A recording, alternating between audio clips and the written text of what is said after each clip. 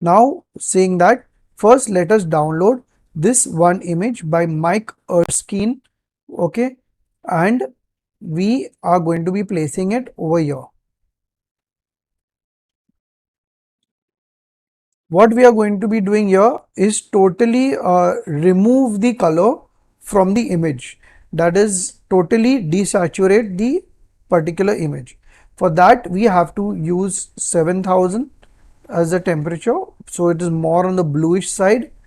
Okay, we use a tint of let's say 100, no, let's make it 40. Saturation we have to totally make it white. Okay, desaturated, brightness 50, and rest everything at 25.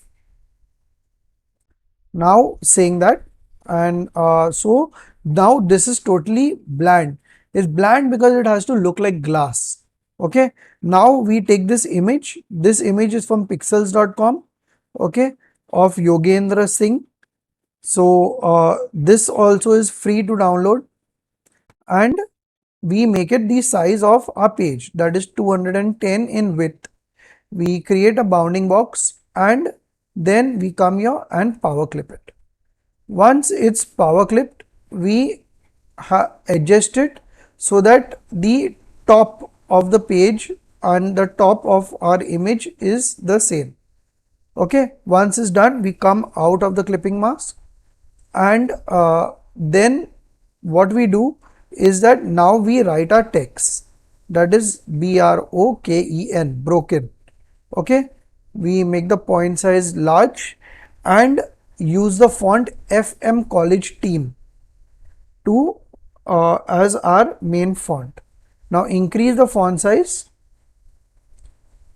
and obviously it's all black, we make it white so we can see what's happening. Okay, we reduce the kerning range, and E and N have come too close to each other, so we separate them slightly by using the shape tool. And again with the help of the shape tool, we move every alphabet along the y-axis, up or down, depending on what we want our thing to look. Now I think this looks quite good as broken. Okay, now what we do is that we have to now power clip this image into our font. So now it's into our font, we adjust it and we reduce the size. Now we can't reduce the size a lot. The reason being that we have taken a ground which has to depict glass. So you have to make sure that when you are using the section, it doesn't have to be with any of the cracks. Now we take this font upper, slightly high, and we use a Bezier tool to create the cracks that, or the separation points that we want to create. Okay, now once they are done, now we will come deeper, because we don't want this line to just break from anywhere. We want it to break from the crack. So now adjust all of these in towards the crack. And now once we are done, okay, we select all of them this way, and then we make them red color. Now why we are making them red color? Because we want to see them. Okay, and give them a no outline. Then copy paste your text and power clip it within the red box.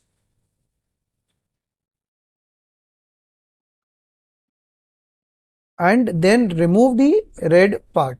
So now we have our the shapes power clipped and also the font. So now what we are going to be doing is come here and trim it from the original object and then increase the size. Now my friends, let's take it down so that we can now observe what exactly is happening. Oh, we have missed something. Now let's do one thing. Let's get inside and we are going to extract the power clip from that broken, the font that we already have. The reason being that it is not allowing us to really play with these small broken parts. So you come there and within these small broken parts, the broken that we have font that is there, extract everything from that, extract the image so that we have a background that we can fully play with. Now once that is done, now we are going to use this image, which is an Adobe stock preview image. I hope for educational purposes we are it's all fine. Okay, with the Adobe logo is also there behind this particular image. So this is a preview image. We are going to be taking this and just so that our artwork looks nice and neat, we are going to come here, select this, and with the help of the shape tool, we will move it inwards. Now what we do is that we use the transparency tool and use the logical OR. Okay, so this automatically gives us this kind of an effect. Now there is a slight problem. If you guys have seen, a lot of the glass is coming on top of our dancer, okay, which is what we do not want. So what are we going to be doing is that we go inside our power clip and copy this image, come out and paste it outside. Okay, so now once this is done, what we are going to be doing is use again our shape tool and come here and pull this image halfway towards his body, because it's only coming on the hand and on his face and a little bit on the chest. So convert this into a JPEG, a bitmap at 300 dpi, and then what we do is that we get into this Corel PHOTO-PAINT. Once that is done, now we come into image, come into the cutout lab and zoom in and cut this particular thing with our green selection tool very carefully. Make sure that the lesser you get into his clothes and his body, it will be better, because his clothes are very close to the background. Okay, and the same is with his hair, but we don't need to worry too much about that, because it's going to be an overlay of an image. But the more you're careful, the lesser inclusions or extrusions you will have. So be careful of that. Okay, once we are done, we use the highlight color, the fill color, and now this is our cutout. See, as I said, the area, especially the hair, that's got cut out. Now if you want this neater, if the background color was lighter, what we could have done is use the eraser tool and erase the remaining black part. But as we do not need that too much, it's fine. Now what you need to do to place this, use the transparency tool at 50% and make sure that this shadow type feel that we are getting is not there. So you need to zoom in into this area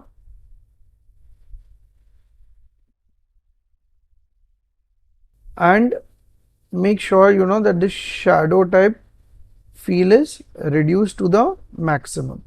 I think we are done. Okay, so that's about it. And now what we do is that now we remove our transparency as a no transparency. Now this is a vector which we have taken from macro vector from free pick. Again, this is free to use as long as I credit the creator, that is macro vector. Okay, now I do not see any harm in using a little bit of our elements from somewhere else, as long as the idea is ours, the artwork is ours. So my friends, that is extremely important. Okay, but again you have to be aware, do not use anything that is got to do with copyright, because you might have a lot of issues later on. Okay, so none of these things are actually copyright. All I can do is just credit the person and we are done. Now we are going to be creating the glow. Now for creating the glow, what are we going to do is we take this image.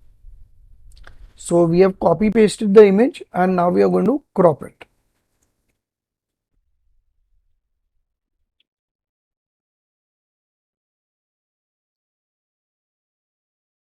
Okay, we are done. So now what we are going to do is get into our cutout lab all over again and cut out the lower part, that is the feet.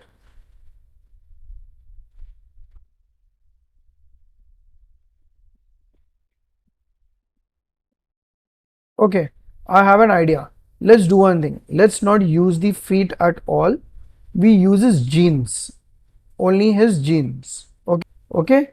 So now our jeans are cut out, and now what we are going to do is trace bitmap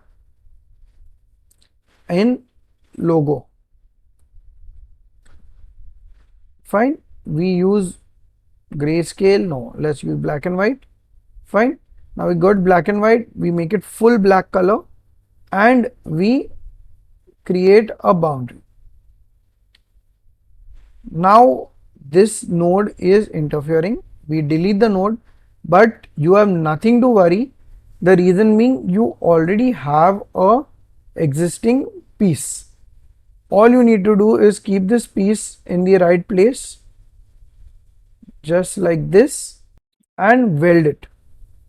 Okay, now why we can very freely do this is because we really don't need that. We need this outline only, on which we are going to be giving the glow. Okay, so you place this and then all these you give this particular thing 3 point and cyan color glow. Now once we are done with this whole thing, after deleting all the nodes, okay, we come into blur and Gaussian blur and give this somewhat around 7 10. Okay, 10.1 looks good. Okay, so this we give it this kind of a glow. So this is how you give this glow. Okay, even you want, we can get into more details by creating small lines of this 3 or 4 thickness, and again use Gaussian blur to different levels to create more of a drama if needed. Now what are we going to do is that we are going to create a high-tech kind of a feel, or a robotic feel into this particular thing. So we copy paste this image, come into our adjustment lab and totally saturate the so we give it 100% brightness, it will become fully white, has to become fully white. Okay, now once we have got that, what we do, we keep pressing control page down.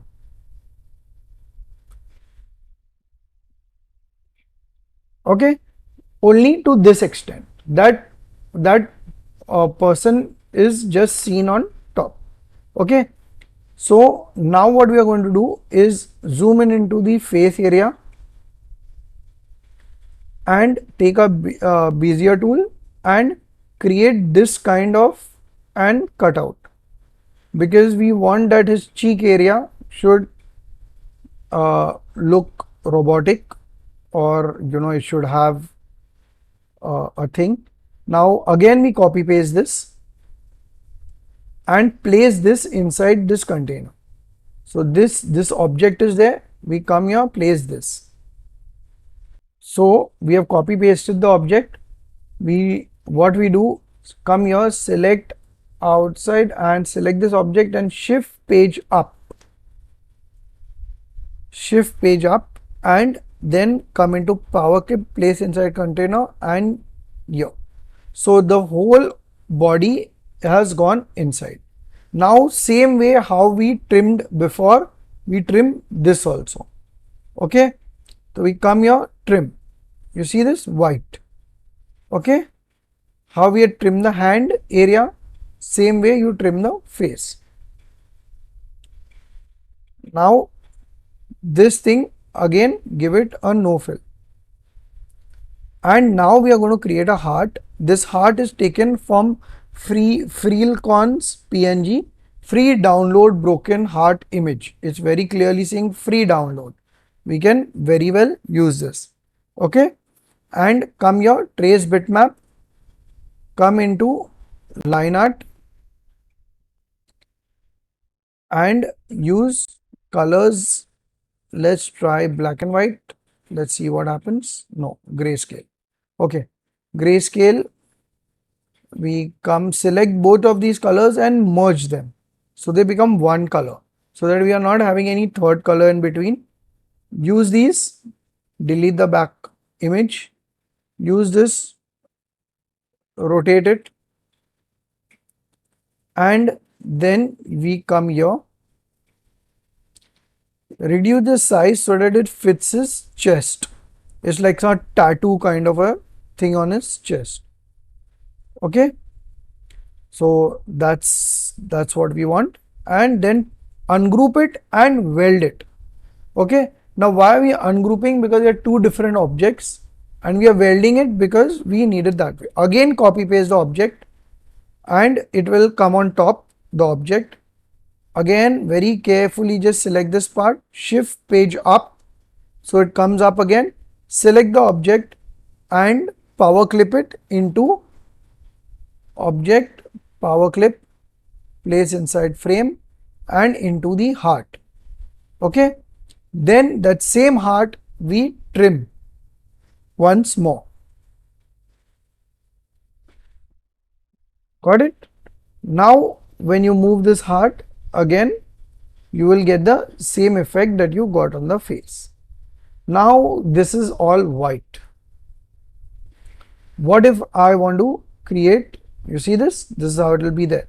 What now it is all white, I want to create this kind of a feel into the whole image.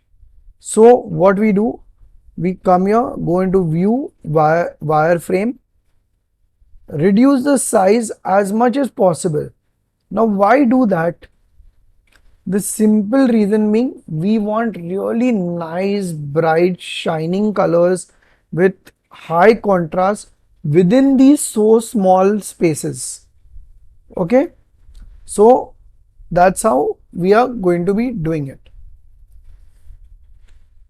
Now as we keep pressing control page down, okay, you will see now it's gone down. This is exactly what we want. Okay, when I zoom in, this is exactly what I want.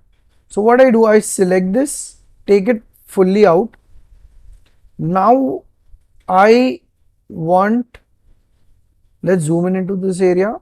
Okay, now what I do, I select this small things, the heart, the face and the man, take them on the side and group them. Okay, and this is not blank, it's this white image. So we trace this and we remove the black, delete the black area and say none. So this is what you will be getting. And now because it is an object, this thing can be power clipped into this particular image. Now I have used the whole image into this. What you could do further is that you could use two of these images. You would copy paste it and use it. See, this is how it looks. Now it is doing a dual job. Okay, Why? Because we want that shine or that thing to even come around his hair. So that is helping us with that. And over here it is also the shattering glass is also effect, the shine is coming on his hand too. So if you like this, please like, subscribe and share, because only sharing increases knowledge. Thank you.